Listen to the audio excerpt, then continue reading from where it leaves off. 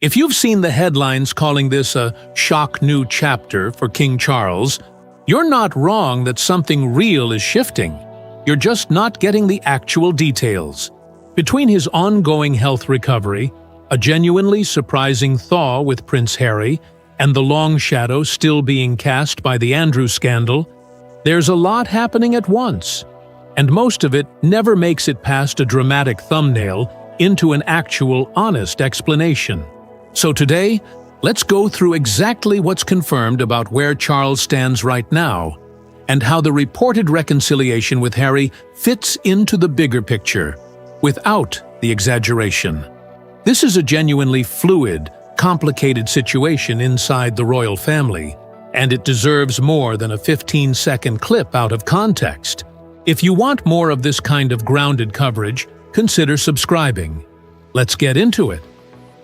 Let's start with where Charles actually is, health-wise, because that's the backdrop for everything else happening around him. He was diagnosed with an undisclosed form of cancer back in February 2024, caught incidentally during treatment for a separate, benign condition.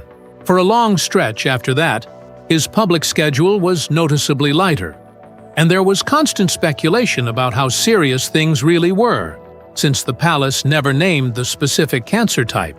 The tone shifted in December 2025, when Charles shared that thanks to early diagnosis and what he called effective intervention, his treatment schedule could be reduced going into 2026. Since then, reporting has consistently described him as being in good form, with his public engagements largely back to pre-diagnosis levels. He's continued high-profile diplomatic work too, including hosting Nigeria's president for a state visit.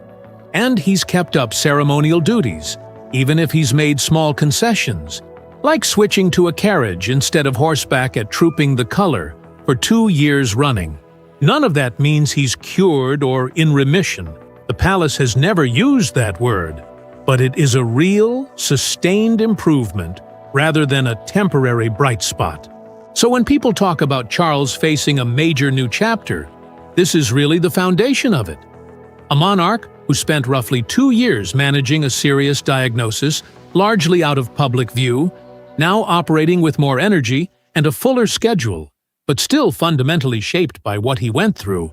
And it's against that backdrop that the biggest family story of the year has been playing out.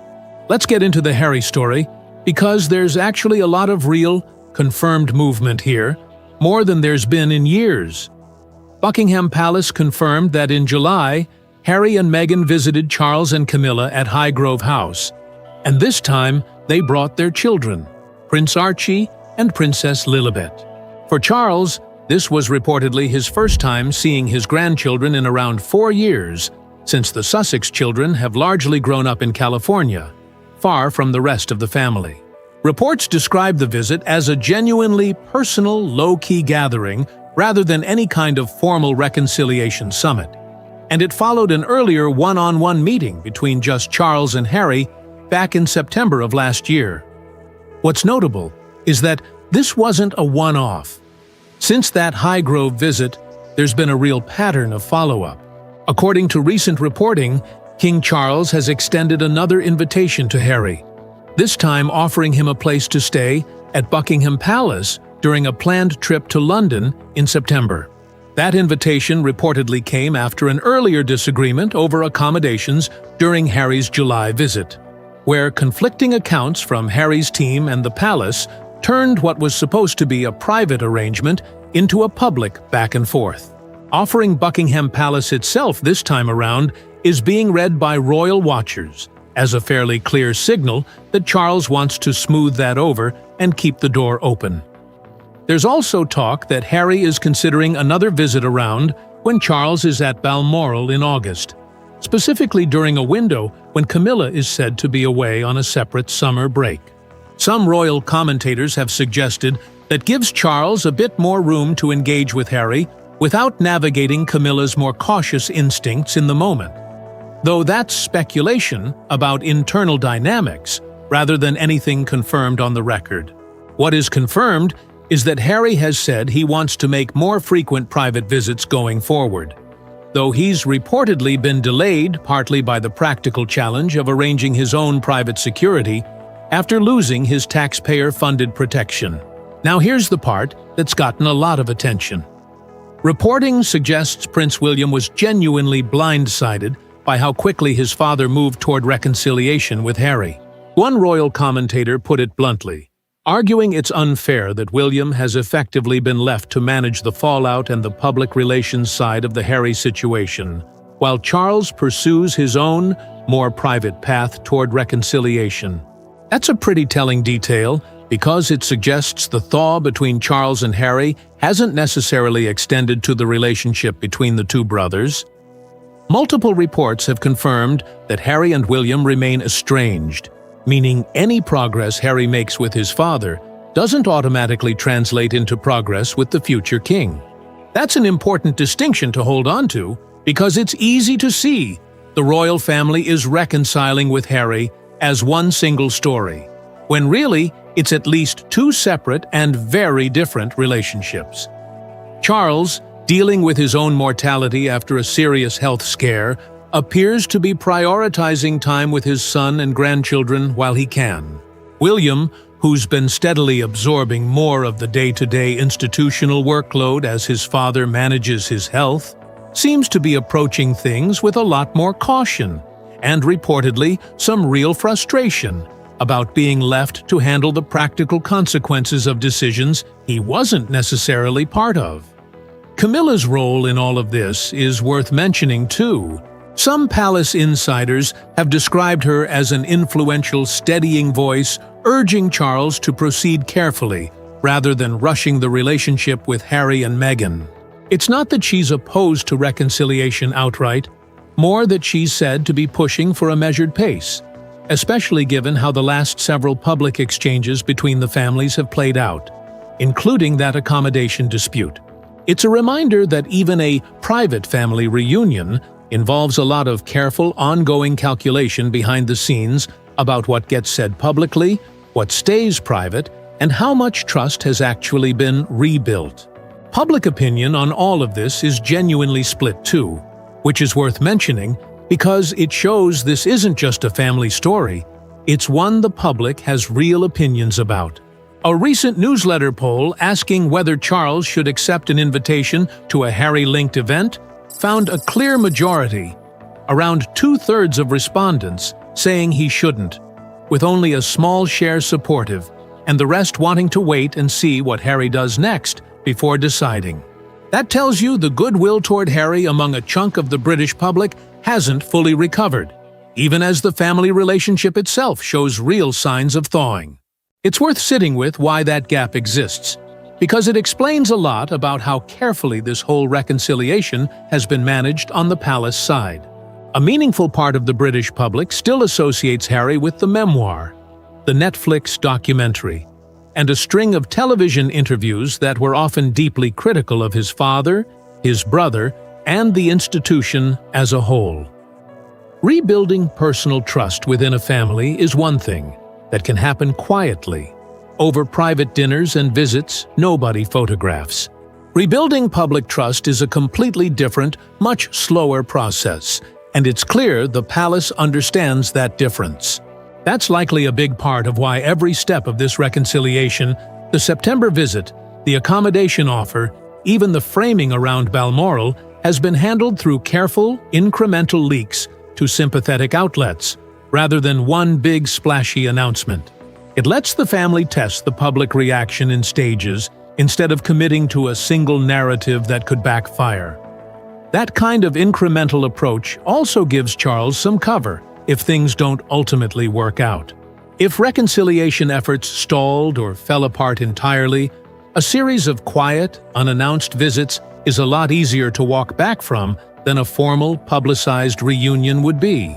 Royal commentators have pointed out that this is a pattern that's shown up before in how the family manages sensitive relationships.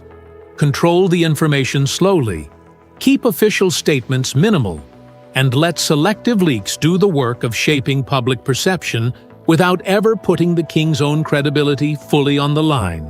Now, let's not lose sight of the other major story that's still shaping this new chapter for the monarchy. The fallout from Prince Andrew. Buckingham Palace confirmed that Charles formally stripped Andrew of his remaining style, titles, and honors. So he's no longer referred to as Prince Andrew or the Duke of York. He now goes by Andrew Mountbatten Windsor. He's also given up his residence at Royal Lodge and reportedly relocated to a much smaller property on the Sandringham estate. Royal watchers have described this as Charles putting the monarchy's long-term credibility ahead of family loyalty. A genuinely different instinct than the one he's shown with Harry, which is an interesting contrast worth sitting with. Andrew's daughters, Beatrice and Eugenie, have continued their own public work separately, clearly working to keep some distance from their father's situation.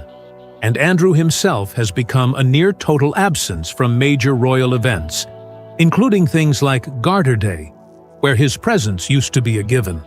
There's an added layer of pressure here too, because Invictus isn't just Harry's charity project, it's become closely tied to how he's perceived publicly since leaving royal life.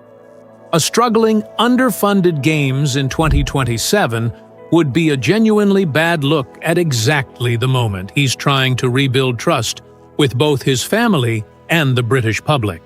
Having his father physically present at the opening ceremony would be one of the strongest possible signals that the reconciliation is real and lasting, not just a series of private visits nobody outside the family can verify. That's likely part of why this particular ask carries more weight than a typical event invitation would. It's not just about Charles showing support for veterans. It's about whether the king is willing to publicly, visibly stand next to his son again after everything that's happened. So if you put all of this together, that's really what a major new chapter actually looks like for Charles.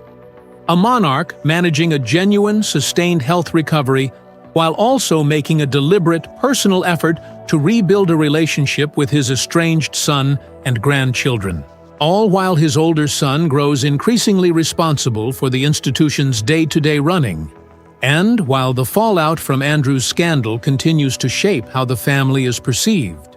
It's not one clean storyline, it's several overlapping ones, and none of them are fully resolved yet. There's also a quieter storyline running alongside all of this that's easy to miss if you're only following the Harry headlines. How much of the institutional weight has shifted onto William and Kate this year? With Charles managing his health and now investing real time and energy into rebuilding things with Harry, William has taken on more solo engagements and more of the events his father might have attended in previous years. Kate has been visibly present alongside him more often too. Since her own recovery from cancer treatment, she was reported to be in remission earlier this year after finishing roughly 6 months of preventive chemotherapy, has allowed her to take on a fuller public schedule again. The couple has also settled into what's been described as their forever home, while continuing to keep their children's day-to-day lives notably shielded from the public eye compared to past royal generations. Put together, that's a genuinely reshaped picture of the working royal family, compared to just a couple of years ago. Back then, Andrew still held an active, if controversial, public position. Harry and Meghan were fully outside the family with barely any contact, and Charles was a newly crowned king still finding his footing. Now, Andrew is functionally gone from royal life entirely. Harry is back in tentative private contact with his father, even if not with his brother, and William and Kate have quietly become the two royals doing the most visible day-to-day work of running the institution. That's the real shape of the new chapter everyone's talking about. It's not one dramatic event. It's a gradual redistribution of roles and relationships happening in real time. Quick break. If you're finding this kind of grounded, fact-checked royal coverage useful, drop a comment telling me which storyline you want covered next. Andrew, the Invictus Games funding situation, or more on the Charles-Harry relationship, and I'll prioritize it for an upcoming video. It's also worth stepping back and asking why this particular moment feels like such a turning point for the monarchy as an institution. not just for Charles personally. A big part of it is timing. Charles is 77. He's spent roughly 2 years managing a serious illness in full public view, and however encouraging his recent progress has been, that experience has clearly shaped how he's prioritizing his remaining time, personal relationships included. Institutions built around a single figurehead tend to go through exactly this kind of transition period, where the public conversation shifts from "how is the king doing?" to who's actually running things day to day. William stepping into more of that operational role isn't an official announcement of anything, but it's a visible, real trend that's been building steadily over the past year. And it's one of the more concrete signs of where this new chapter is actually heading, regardless of how the Harry relationship ultimately plays out. What happens from here really depends on a few concrete things worth watching for. Whether Harry's September visit to London and his stay at Buckingham Palace actually goes ahead smoothly. Whether William and Harry have any kind of direct, confirmed contact rather than just parallel relationships with their father. And whether Charles's health continues to allow him the kind of active schedule he's kept up this year. None of those questions have definitive answers yet. And anyone telling you otherwise, especially anyone claiming there's already been some official step down or major announcement, isn't giving you the real story. That's the actual state of things as of mid-August 2026, a family navigating illness, estrangement, and a slow, uneven rebuilding process, mostly playing out just far enough from the cameras that we only get partial glimpses of it through reporting like this. If there's a real update, an actual palace statement, or a confirmed meeting, I'll be covering it here, so make sure you're subscribed for that. And if you want the full breakdown of how the Andrew situation unfolded from the beginning, I covered that in detail in another video. You can check it out by clicking right here.